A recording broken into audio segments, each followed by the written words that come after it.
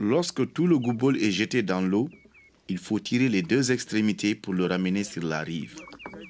Cela peut prendre près de 3/4 d'heure car le filet est très lourd. Pour effectuer ce travail, il faut 5 à 6 personnes à chaque extrémité.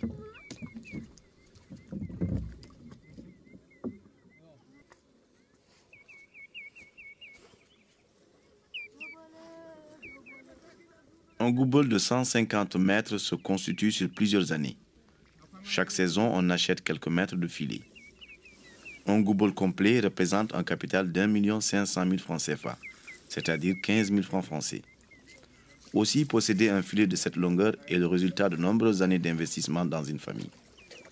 Certains jeunes chefs de famille ne peuvent pas se lancer dans un tel investissement. Ils utilisent alors d'autres techniques de pêche. Mais la pêche avec goubol reste la plus appréciée, car c'est elle qui rapporte le plus.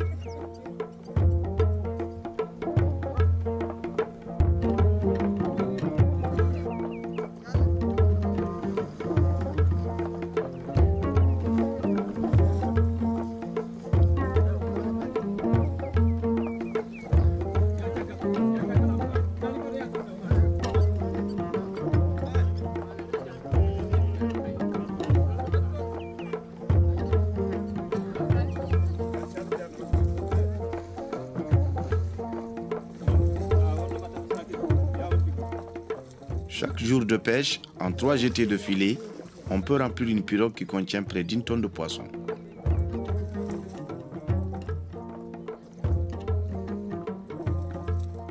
Ce premier jour des grandes pêches collectives est jour de fête. Et ce jour-là, nous ne vendons pas le poisson. Nous le distribuons gratuitement à toute personne qui se présente. La seule contrepartie est d'aider à tirer le filet sur la rive. Alors, ils sont nombreux, hommes et femmes, à venir au bord du lac de tous les villages environnants.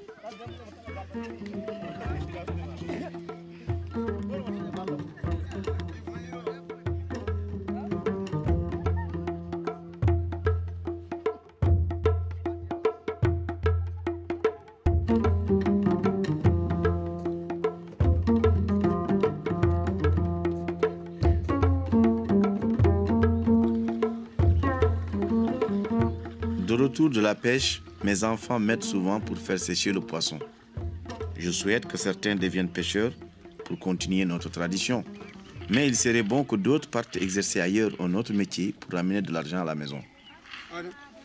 Pour l'instant, ils ne peuvent malheureusement pas suivre l'enseignement de base, puisqu'il n'y a pas encore d'école ici à Gourel, alors qu'il en existe dans d'autres villages autour du lac. Mais notre projet avance. Nous venons d'obtenir l'autorisation du ministère pour ouvrir cette école. Les bâtiments sont déjà construits. Maintenant, il faut boucler le budget pour payer les enseignants et la faire fonctionner. C'est ce que nous attendons tous pour nos enfants.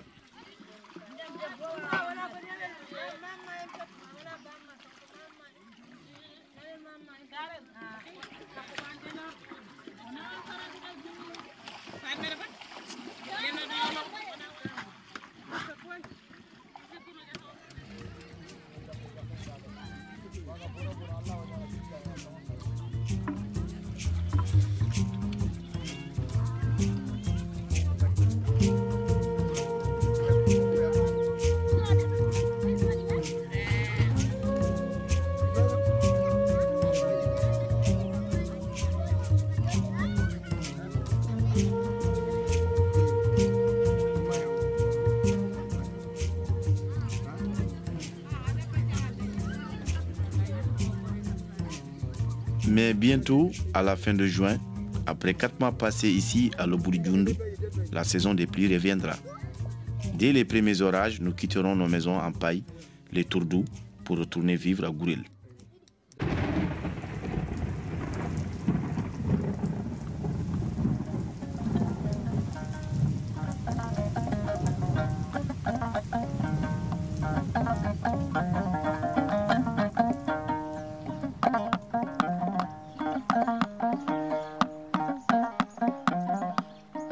Et l'année prochaine, il nous faudra reconstruire notre village.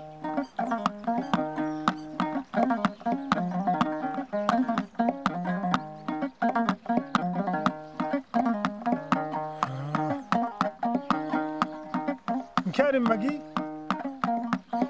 Magi Shamba Iragi Ndabutul honya na sere le mu benu gatangini o huru ngomna huru ko rin kaso agana kaso ba igane warin ke magi kama hangenga karen anya na sababu na huru ko bonondi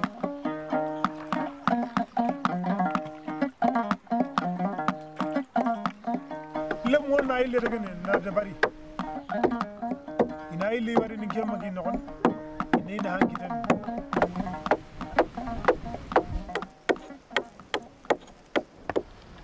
Au nord du lac Magui, dans un lieu que l'on nomme Toya, il y a un gouffre au fond duquel se trouve une pirogue tout en or qui appartient au génie de l'eau.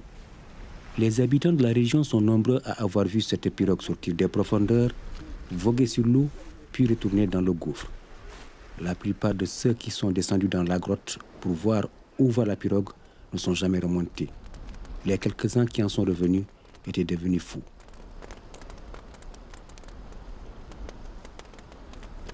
Moi, je me contente de fabriquer des pirogues en bois. Je m'appelle Almami Karunta et je suis un bozo. Comme les pêcheurs Soubalbé, pour qui je suis venu fabriquer cette pirogue, nous les bozos, nous pratiquons tous les métiers en rapport avec l'eau. Mais nos langues maternelles sont différentes. Les Soubalbé parlent le polar et moi je parle le bozo, une langue qui se rapproche de la langue soninké. Mais nous parlons bien sûr tous plusieurs langues. Pour fabriquer une pirogue de 10 à 12 mètres de longueur,